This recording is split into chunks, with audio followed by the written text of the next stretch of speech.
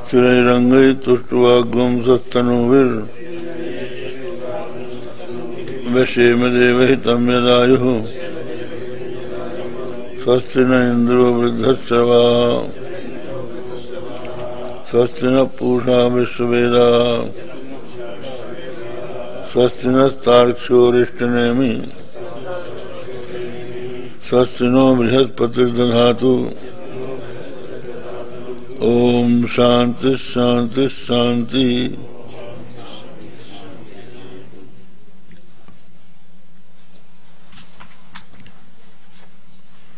ये हो गया था यम भावम दर्शेद यस्य तम भावम सतुपश्यति तम चावति स भूत्वा सौ तद्गृह समुपैति तम। भाष्यकार बोल रहे हैं किम बहुना प्राणादीनाम अन्यतमम उक्तम अनुक्तम वा यम भावम पदार्थम दर्शेद यस्य आचार्यः अन्यो वा आपता। अभी जितने बताए जो अनेक कर बताए ना कल्पना, तो कहते हैं प्राणादि प्राण से लेके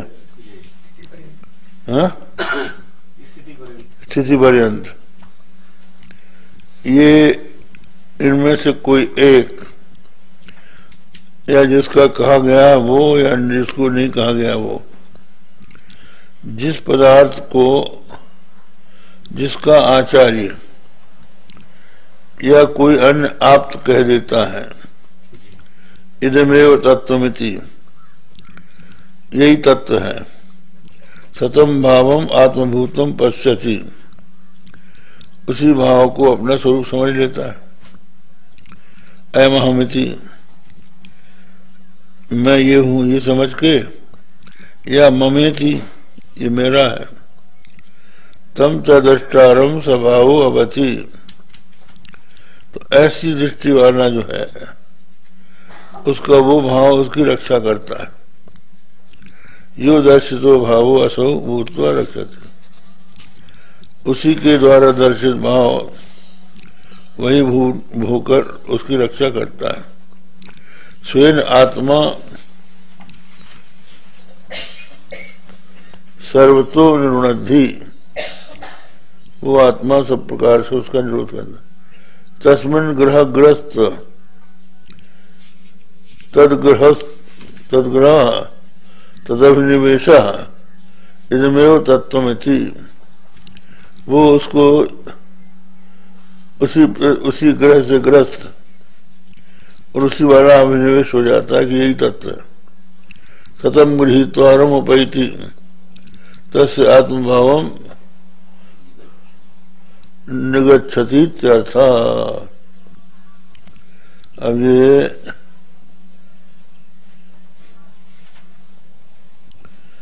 टीका कहाँ से है?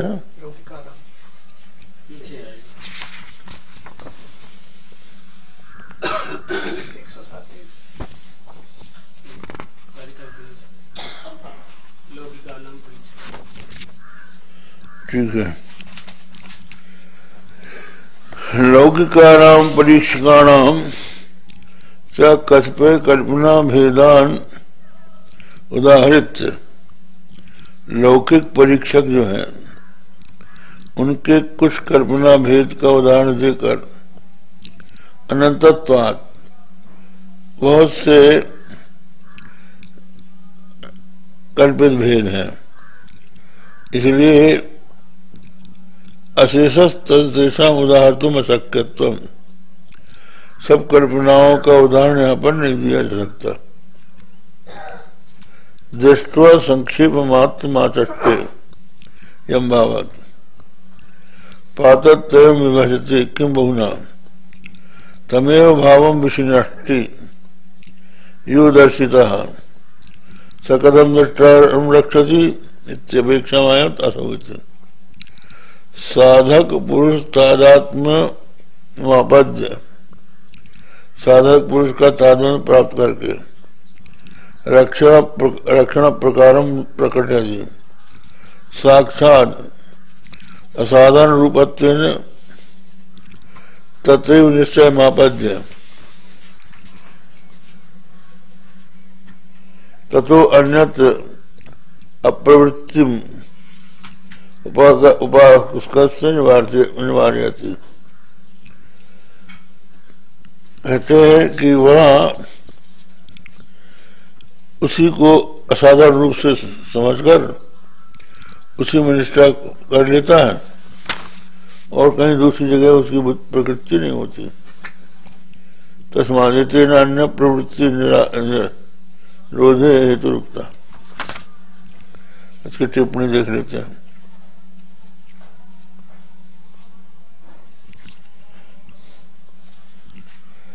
अस्य स्वस्मिन्नति अभिनिविष्टम कृत्वा अन्यत्र प्रवृत्ति भ्रमति इत्यादि भूत्वेति साधक तादात्म्यापन्नो भूत्वा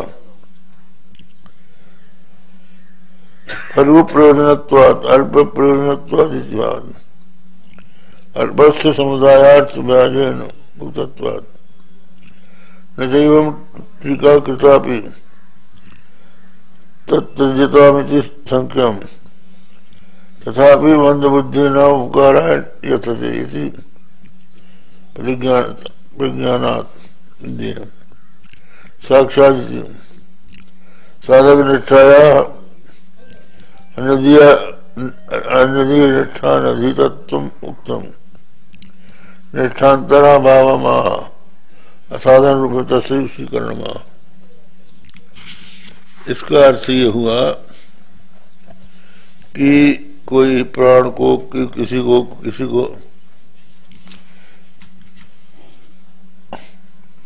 सुनकर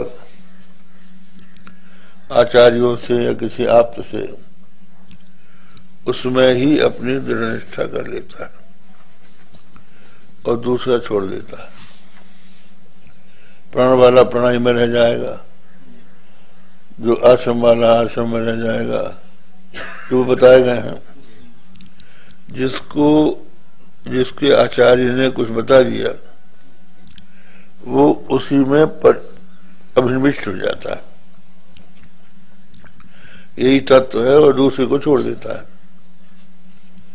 और फिर वो जिसको वो अभिनिविष्ट होता है वही उसका आत्मा हो गया, तो वो उसकी रक्षा भी करता है।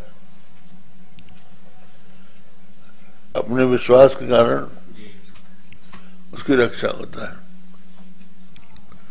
वही एक कहावत है, आपई लीपे आपई पोते आपई मारे होई और ओंधी पढ़ के बेटो मारे मांगे अकर रण की खोई। आप ही लीपे आप ही पोते, माने होई की पूजा करती हैं स्त्रियां, अपने लीपती हैं, अपने पोतती हैं, फिर अपनी होई बनाती हैं और उसी से बेटा मांगती हैं। होई अलग है, होली अलग है। होई की पूजा होती है। आप ही लीपे आप ही पोते आप ही मारे होई और ओंधी पढ़ के बेटो मांगे अकर राड़ की कोई। तो वो किससे मांग रही है?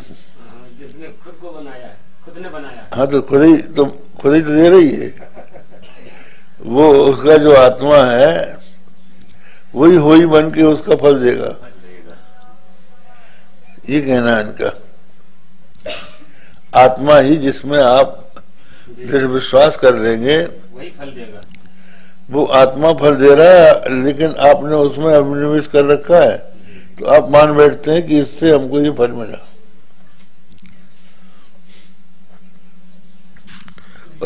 दूसरे का छोड़ देते हैं। क्यों? क्या शंका है? गीतायामपि अत्र देवताः तस्य इच्छां पूरयन्ति इति याम तनु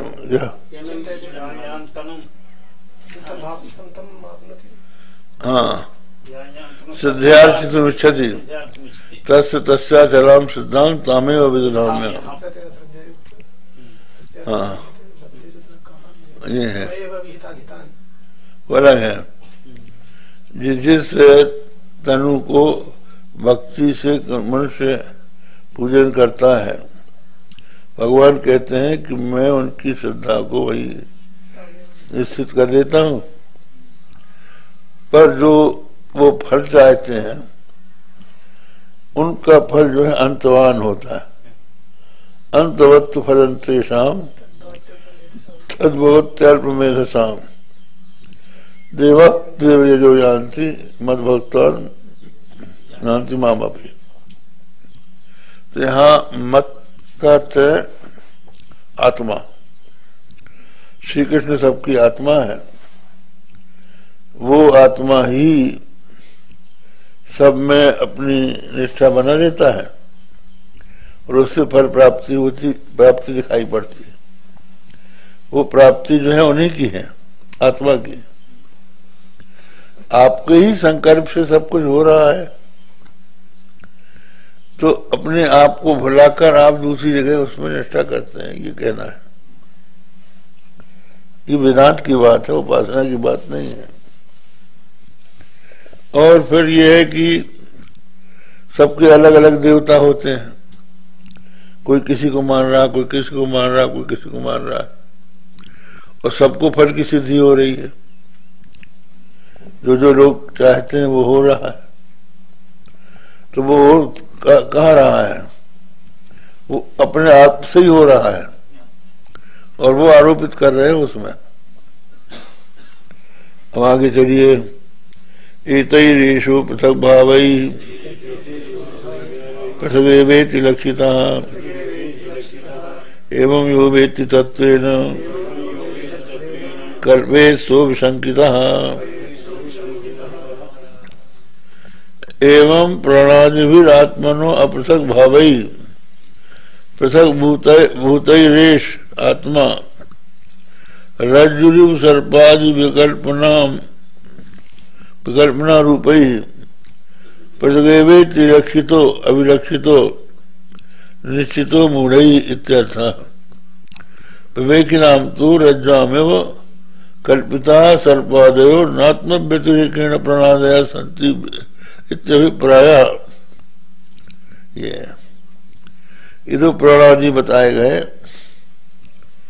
ये आत्मा से भिन्न नहीं है, लेकिन पृथक भूतई रेश, आत्मा इनसे पृथक है। हाँ, ये तई प्राणादि भी आत्मनो अपृथक भावई पृथक भूतई ही एष आत्मा। कहते हैं ये जो आत्मा है, प्राणादि जो विकल्प है वो उसी में कल्पित है। वस्तुतः ये सत्य नहीं है, आत्मा ही सत्य है। एवं एतई प्राणादि आत्मनो अपृथक भावई अपृथक भूतई ही एष आत्मा रज्जु सर्पादि विकल्पना रूपई पृथगेवेति लक्षितो अभिलक्षितो निश्चितो मूढ़ै रूपै ही पृथगेव लक्षितो अभिलक्षितो निश्चितो मूढ़ै। कहते हैं कि ये जो है प्राणादि जो भाव है, जो पहले बताए गए ना, प्राणादि जो कई कल्पनाएं बताई गई, तो इनके साथ आत्मा को लोग जोड़ लेते हैं। यही है, यही आत्मा है। आत्मा से इनको संयुक्त कर लेते हैं। किस प्रकार कर लेते हैं? अहम मम, ये मैं हूं, ये मेरा है, इस तरह से इनके साथ जुड़ जाते हैं। लेकिन ये कल्पना है। वस्तुतः आत्मा इनसे सर्वथा विलक्षण है। जैसे रज्जु में सर्प कल्पित है, उसी तरह से आत्मा में ये कल्पित है, वो इनसे भिन्न है।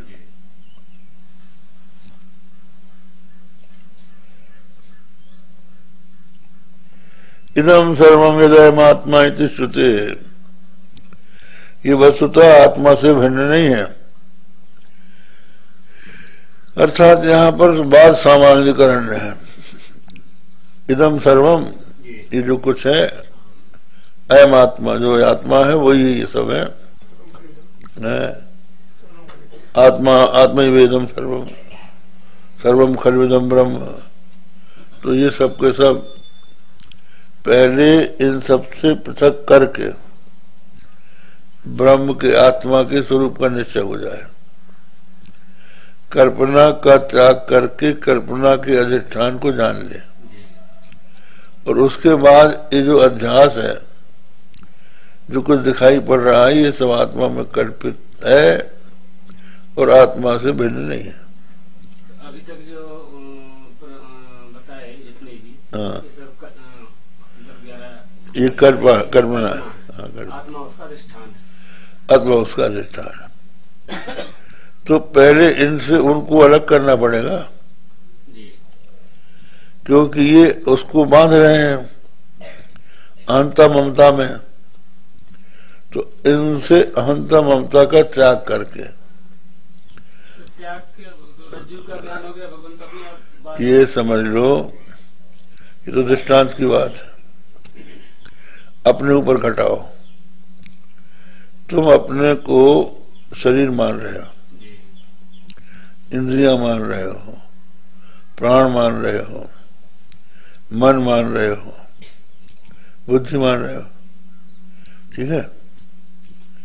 और इसी तरह से ये सब, ये तो भीतर के हैं, इनको अहम कह रहे हो, ये मैं हूं। और इससे शरीर से संबंधित जो है, मेरा कह रहे हो। तो ये सब के सब हमसे अलग है, पहले ये समझो, ठीक है। क्योंकि जो दृष्टा है वो दृश्य से अलग होता है। जो जिसको जानता है, वो जिसको जानता है उससे जानने वाला अलग होता है। तो शरीर को तुम जानते हो, तो शरीर को जानने वाले तुम इससे अलग हो। ये विचार की प्रणाली है। विचार की प्रणाली ये है कि पहले स्थिर आसन से बैठ जाए।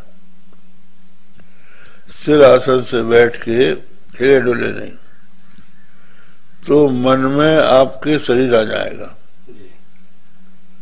शरीर आपके मन में आ गया तो इसका मतलब है कि शरीर जो है ध्येय हो गया, आपका ध्यान का विषय बन गया, ध्येय हो गया। और ध्येय ही ज्ञेय होता है, ज्ञेय से ज्ञाता अलग होता है। तो तुम शरीर नहीं हो, ठीक है। अब उसके बाद तुम्हारे मन में ये आएगा, इस शरीर का संचालक मैं हूं, मैं इसका संचालन करता हूं। ये निकल गया कि मैं शरीर नहीं। हाँ, ये तो समझ गए। अब मैं इसका संचालक प्राण हूं, प्राण इसका संचालन करता है। तो प्राण का ध्यान करो, प्राण ध्येय हो गया, और ध्येय होने के कारण ज्ञेय हो गया।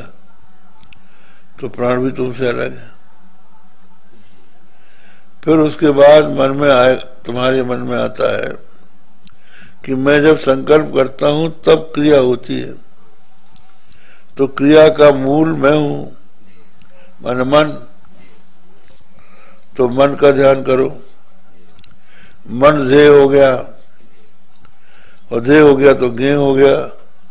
तो मैं मन नहीं हूं, ठीक है। अब उसके बाद तुम्हारे मन में आएगा कि मन को जहां मैं भेजता हूं, जहां जिस इंद्री के साथ मैं मन को जोड़ता हूं वो इंद्री विषय का ग्रहण करती है, तो मैं निश्चय करता हूं, तो आप बुद्धि हो गई।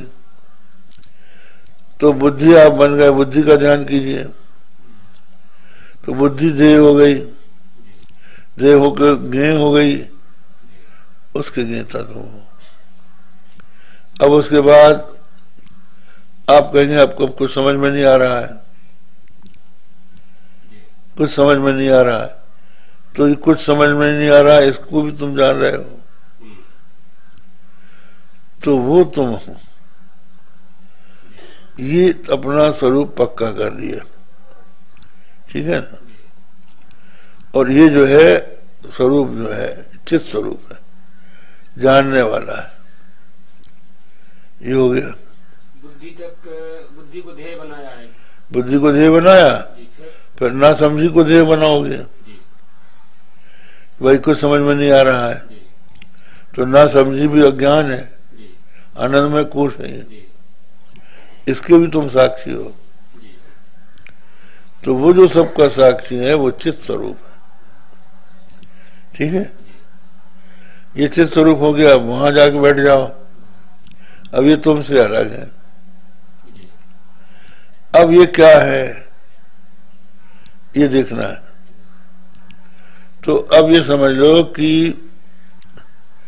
ये शरीर और ये सारा संसार क्या है,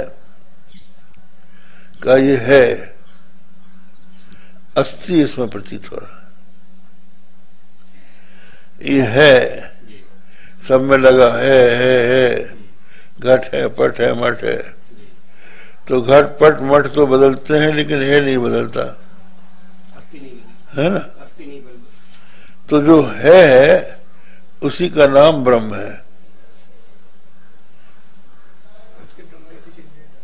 है ना, वो ब्रह्म है। अब वो ब्रह्म जो है हमसे भिन्न है कि अभिन्न है, ये देखो। जगत तो खत्म हो गया क्योंकि सत मात्र है। अब वो ब्रह्म अगर हमसे भिन्न है तो वो भी जगत के समान जड़ हो जाएगा, है ना। और अगर हमारा अभिन्न है, हमारा स्वरूप है, तो हमारी सिवा और रह क्या गया। एक अद्वितीय आत्मा में तुम्हारी स्थिति हो जाएगी। आत्मसंस्थ मन कृत्वा न किंचित अभिचिंतित, अपने मन को अपने स्वरूप में स्थित करके कुछ चिंतन न करे। ये आत्मा के अनुसंधान की विधि है। तो इसको अपने में घटाना चाहिए। दृष्टांत दाष्टांत से, दृष्टांत तो हमने समझ लिया, अब उसको दाष्टांत से मतलब अपने को देखो। तो जैसे वैज्ञानिक लोग एक सिद्धांत का निश्चय करके फिर प्रयोगशाला जाते हैं, ऐसे हम लोगों को बैठ के मनन करना चाहिए। हाँ, ये आध्यात्मिक प्रयोगशाला। तो इस तरह से मनन करने से तत्व का बोध हो जाता है। नहीं तो आप जिंदगी भर ग्रंथ पढ़ते रहो और पढ़ाते रहो। बड़े बड़े पंडित हैं काशी में जो अद्वैत सिद्धि खंडन खाट का धारा प्रवाह लगाते हैं, सबको विवेचन करते हैं और चेलों से कहते हैं, कहा भैया जगत मिथ्या हो, कहा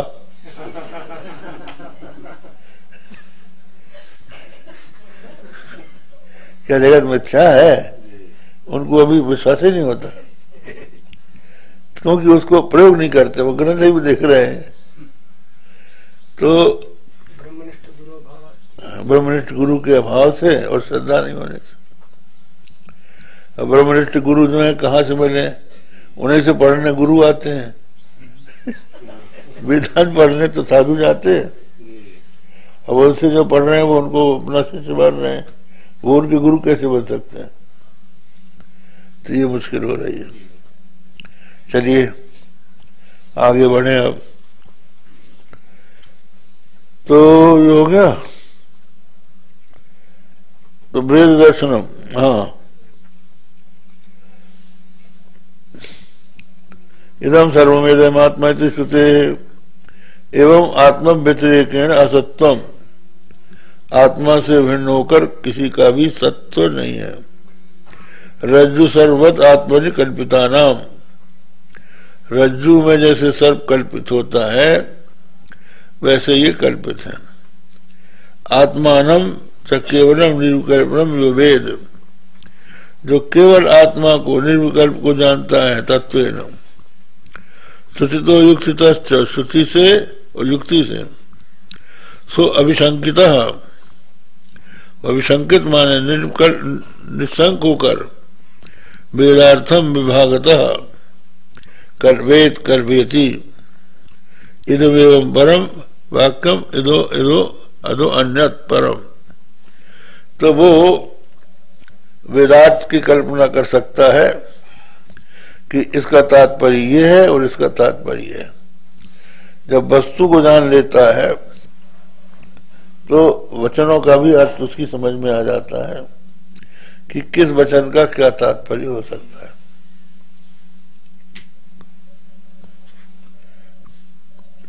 नहीं अनाध्यात्मविद वेदार्थ तत्व ज्ञातुम शक्नोति, तत्वतः जो आत्मवेदता नहीं है वो वेदार्थ तत्व को तत्वतः नहीं जान सकता। यह नहीं अनात्मविद कश्चित क्रिया फल उपासनते मानवम वचनम, मनु ने भी कहा है कि जो अनाध्यात्मविद है, अध्यात्म को नहीं जानता है, वो क्रिया का फल नहीं प्राप्त कर सकता।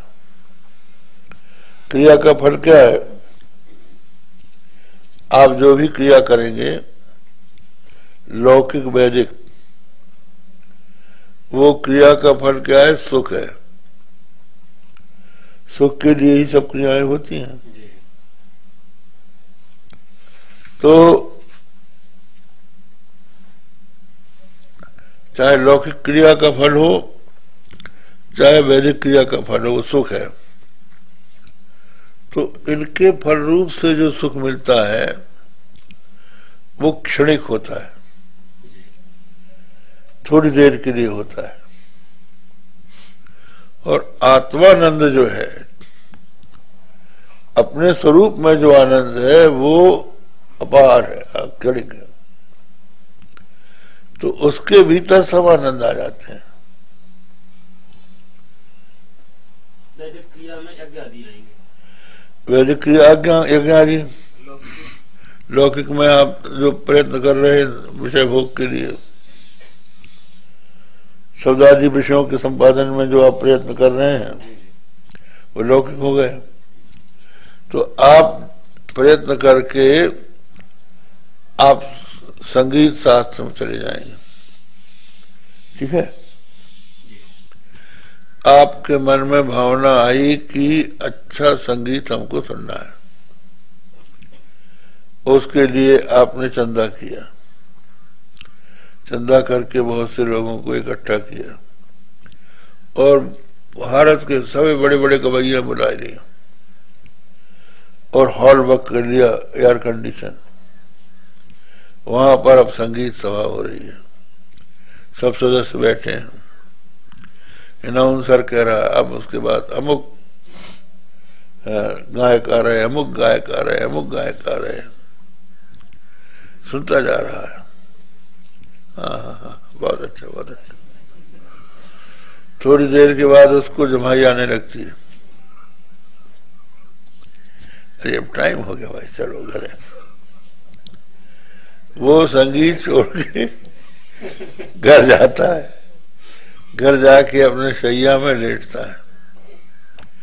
तो उसकी औरत आती है, वो कुछ बात करना चाहती है, उससे भी मुंह फेर लेता है। उससे मुंह फेर के कहाँ जाता है? सुषुप्ति में जाता है। सुषुप्ति में जाके निरायास जो आनंद है, जिसमें किसी प्रकार के प्रयत्न की अपेक्षा नहीं है, उसका अनुभव करने के लिए सब छोड़ देता है। तो वहां तो अज्ञान रहता है। ऐसा ज्ञान, ऐसा आनंद जिसमें अज्ञान भी ना हो, वो अपार है। उसको प्राप्त हो जाने के बाद फिर जो हमको राग आदि से प्राप्त होता है उसकी अपेक्षा नहीं रहती। चाहे हमको स्वर्ग आदि का राग हो, चाहे लौकिक विषयों का राग हो, राग से सुख ही तो होगा। तो जब सबसे बड़ा सुख हमको मिल गया है संप्रयोज के तावान सर्वेषु वेदेषु ब्राह्मणस्य विजानतः, तो कल हम प्रवचन में बता रहे थे कि मन एकाग्र नहीं होता, मन की बात चल रही थी ना। तो ये मन क्या है? हाथी है। मन हाथी प्यासा है। ये प्यासा मन रूपी हाथी विषय रूपी ताल तलैयों में जाता है पानी पीने के लिए। तो उसमें पानी में सूंड डालता है और पानी खींचना चाहता है तो कीचड़ आने लगता है।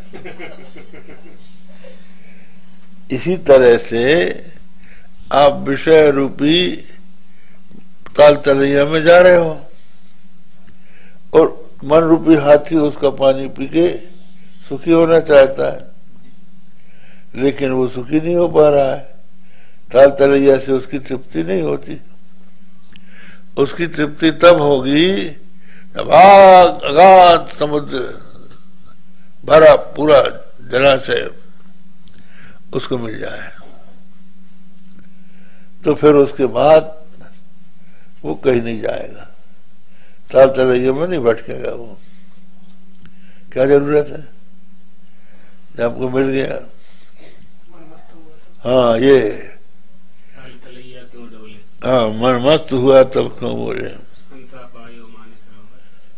पायो मान सरोवर, ताल तलैया क्यों डोले, मन मस्त हुआ तब क्यों बोले। तो जो आत्मा का ज्ञान प्राप्त कर लेता है उसके लिए सांसारिक विषय चाहे लौकिक हो चाहे पारलौकिक हो, दृष्टवदानुश्रविकम, दृष्टवदानुश्रविकम मतलब ये जो विषय आज हमको यहाँ दिखाई पड़ रहे हैं जैसे ये हैं वैसे परलोक के हैं। अंतर क्या है? वहां भी जो विषय मिलेंगे वो इसी तरह के तो होंगे। तो जब इनमें दोष है तो वहां भी है। तो ऐसी स्थिति में हमें ऐसा सुख चाहिए जिस सुख से बड़ा कोई सुख ना हो, और वो सुख जो है बाहर नहीं है, वो अपने स्वरूप में ही है। सुखमस्य आत्मानुरूपम सर्वे हो परति तनु। बड़ा सुंदर बात। ये श्रीमद् भागवत में दत्तात्रेय जी ने 7वें अध्याय में सुनाया। उन्होंने कहा कि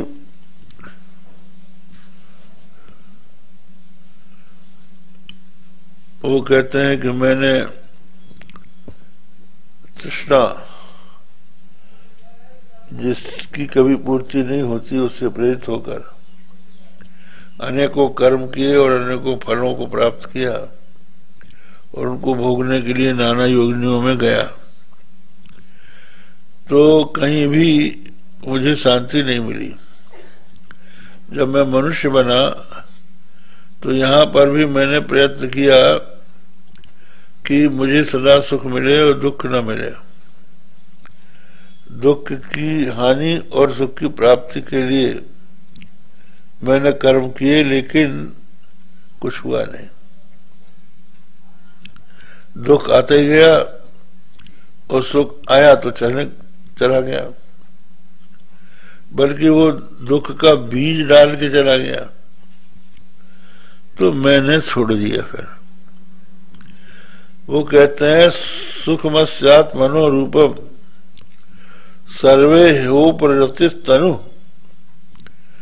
समस्त विषयों इह सर्वे हो प्रवृत्ति तनु, समस्त इहा अर्थात इच्छा की उपरति ही जिसका स्वरूप है, ऐसा आत्मा है।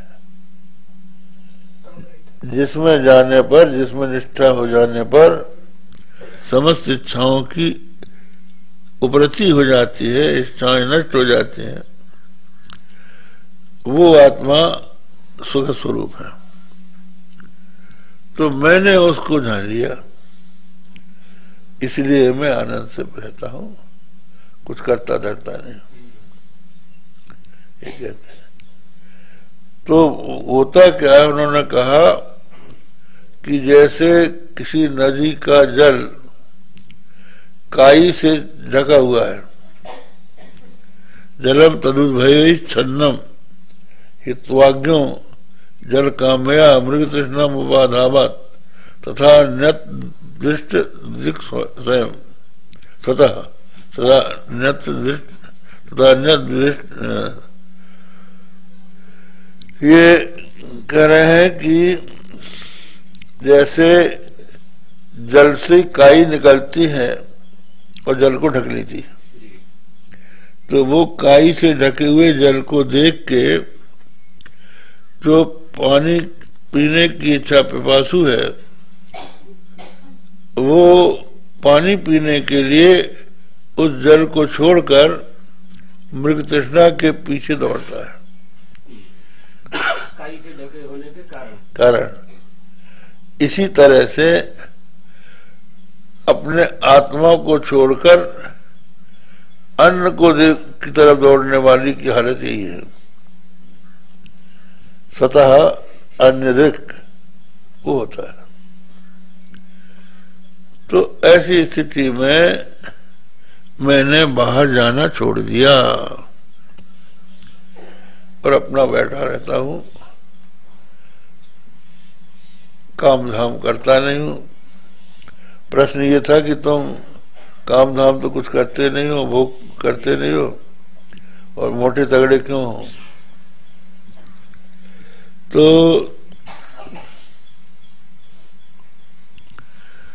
किसी ने कहा कि कारण धमधूसर मोट, कई कारण धनभूषण मोट। कहते हैं कि धन की फिक्र न ऋण की चोट, यही कारण धमधूसर मोट। धन की फिक्र नहीं और किसी का कर्ज नहीं। कर्ज वाले से आदमी, कर्ज लेने वाला जो है वो साहूकार से उसी तरह डरता है जैसे बगैर टिकट का आदमी टीटीआई से देख के डरता है। जिससे आप कुछ ले लो, जब वो मिलने आएगा तो आपको भय होगा कि अब मांगता ही है, भले वो ना मांगे। इसलिए ना हमको धन चाहिए, ना हमसे किसी से हमको ऋण लेना है। कहाँ भाई भोजन कहाँ से मिलेगा, सुख कहाँ से मिलेगा, का दुख कैसे मिल जाता है? दुख के लिए कोई प्रयत्न करता है? प्रारब्धवश दुख आ जाता है, इसी तरह से प्रारब्धवश सुख भी आ जाएगा। प्रारब्धम पुष्यति वपु, रीति निश्चल वपु, रीति निश्चित निश्चला। प्रारब्ध शरीर की रक्षा करेगा, ऐसा निश्चय करके निश्चल हो जाता है। तो ये आत्मनिष्ठा है। तो ये बता रहे हैं भगवान भाष्यकार, तैरेशु भाई, ये हो गया ना। अब आगे क्या है? स्वप्न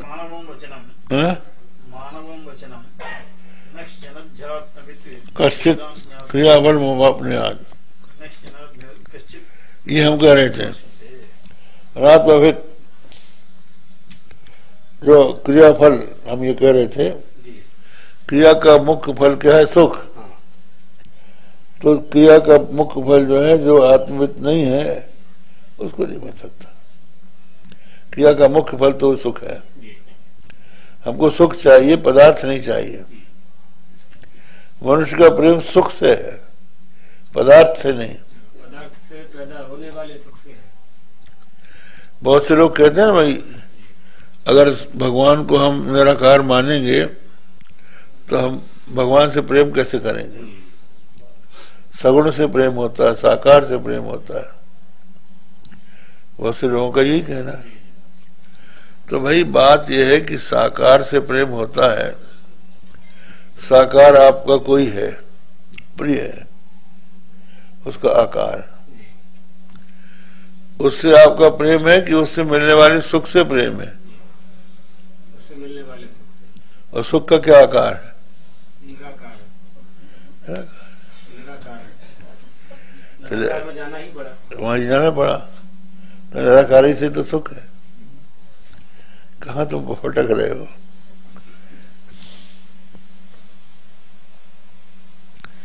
अब आगे बढ़िए। अब ऐसे यहां सीधा अर्थ जो है मानव का कि क्रियाफल वापनियात मछूते का अर्थ सही है, लेकिन यहां जिस अर्थ में कहा हमने वही व्याख्यान किया। वैसे उनका ये कहना है कि जब तक कि आप शरीर से भिन्न आत्मा को नहीं मानेंगे तब तक कर्मों का फल नहीं मिलेगा। कर्म ही नहीं करेंगे आप, क्योंकि हर कर्मों का फल इसी जन्म में नहीं मिलता। जिसमें यज्ञ आदि का फल तो स्वर्ग इस जन्म में मिलेगा ही नहीं। तो अगर आप शरीर हैं तो शरीर तो यही जल जाएगा। तो अगर आप शरीर से भिन्न आत्मा को नहीं मानेंगे तो क्रियाफल की प्राप्ति आपको कैसे होगी? तो ना तो वो क्रिया करेगा और ना उसका फल उसको मिलेगा। ये सीधा सा अर्थ है। लेकिन जो हमने यहाँ पर जो उद्धृत किया है मानव वचन, वो इस अर्थ में किया है कि समस्त क्रियाओं का फल वही है। या बार नरसोदपाने सर्वतः संपूर्णोदके तावान सर्वेषु वेदेषु ब्राह्मणस्य विजानता। उदपाने माने शुद्ध जलाशयों में जितना सर्वतः संपूर्ण के सब से भरे पूरे मधुर जलाशय के प्राप्त हो जाने पर ताल तलैया में जितना प्रयोजन रहता है, तावान सर्वेषु वेदेषु। सर्वेषु वेदेषु का अर्थ क्या है? यहाँ पर लक्षणा करनी होगी। वेदोक्त कर्मसु, और कर्म भी लक्षणा करनी पड़ेगी। वेदोक्त कर्म फलेषु तावान सर्वेषु कर्म फलेषु ब्राह्मणस्य विजानता। हाँ, विजानता ब्राह्मणस्य तावान सर्वेषु। ठीक है, यही रहने दो। ओम भद्रम कर्णे शृणुयाम देवा, भद्रम पश्येमाक्षभिर्यजत्रा, स्थिरैरङ्गैः तुष्टुवाग्मं सस्तनूभिर् व्यशेम देवहितं यदायुः। स्वस्ति न इंद्रो वृद्धश्रवाः, स्वस्ति न पुरुषा विश्ववेदाः, स्वस्ति नस्तार्क्ष्योरिष्टनेमिः, स्वस्ति नो बृहस्पतिर्दधातु। ओम शांति शांति शांति।